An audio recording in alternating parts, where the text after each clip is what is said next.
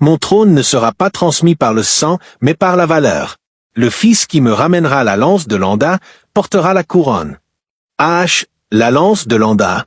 Un artefact sacré, forgé par les anciens forgerons de la tribu des Koma.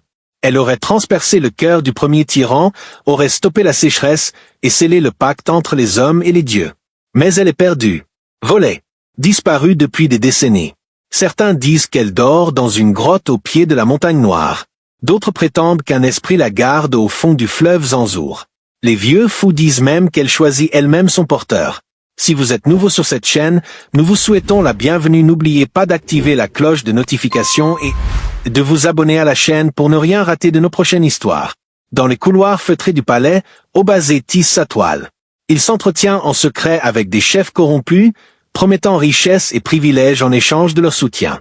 Les anciens, séduits par ses promesses, commencent à murmurer son nom avec respect et crainte. Sous le grand baobab du marché central, Malambe captive les foules. Avec des discours enflammés et des promesses d'un avenir prospère, il rallie le cœur du peuple.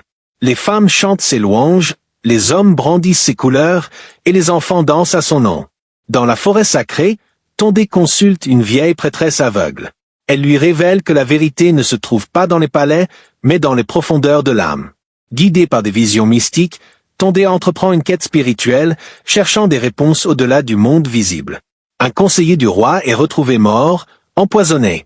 Les soupçons se tournent vers Tondé, l'étranger aux pratiques mystérieuses. Les murmures deviennent des accusations, et l'ombre de la trahison plane sur lui. Le marché central s'embrase en pleine nuit. Les cris, les pleurs, et les flammes dévorent les espoirs du peuple. Malambe, pourtant aimé, est accusé de négligence, voire de complicité.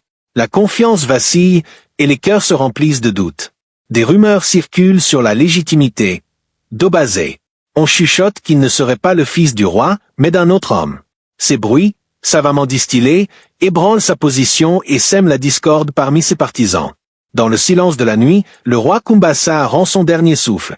Avant de partir, il grave un message codé sur son bâton royal, un indice sur le véritable héritier. Mais au matin, le bâton a disparu. Le palais est en émoi, le peuple en colère, et le royaume au bord du chaos.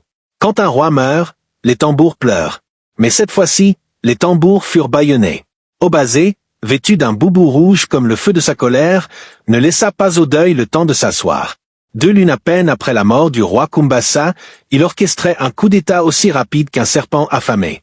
La nuit, pendant que les sages du conseil se recueillaient au sanctuaire des ancêtres, 2 furent retrouvés sans langue, sans vie, sans honneur. Les anciens parlèrent de sacrilège.